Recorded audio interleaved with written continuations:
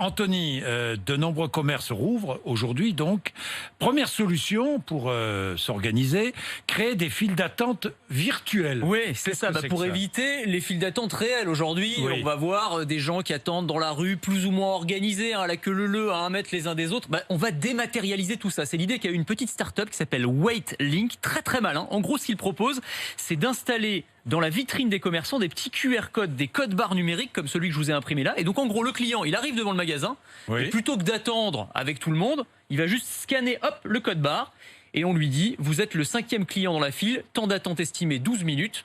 Vous êtes inscrit, vous pouvez aller vaquer à vos occupations, vous balader, faire vos autres courses, etc.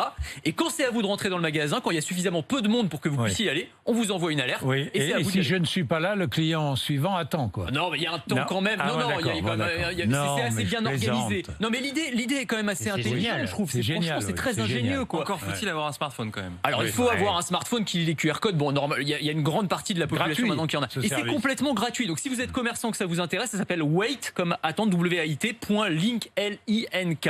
Et donc, ça s'installe très, très facilement. Bien. Pour éviter les contacts en caisse, une start-up française a réinventé le bon vieil Hygiaphone. L'hygiaphone, c'est invention oui, française, l'hygiaphone. invention Oui. française qui date de 1945, la grippe de 1945. On avait inventé donc ces plaques de plexiglas qu'on met au guichet notamment, et notamment au guichet de la SNCF parce que la SNCF avait prélevé un lourd tribut pendant la grippe de 1945. Il y a beaucoup de guichetiers qui avaient été touchés, et donc on avait installé ces plaques qui laissent passer le son mais qui ne laissent pas passer les virus. Et donc là, on a une start-up française qui a amélioré le principe.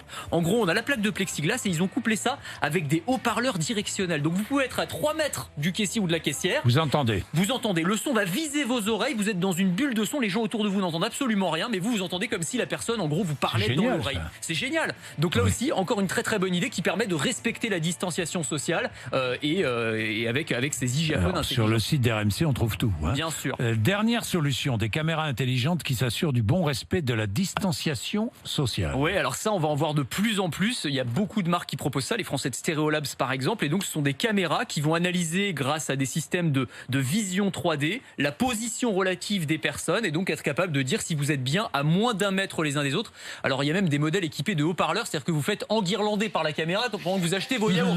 Ça va être sympa. Ça va peut-être être ça le monde J'en du connais un qui déconfinement va aussi. adorer. Ça va être bien aussi. Hein. Je vais adorer. Ouais, très sympa. Bon.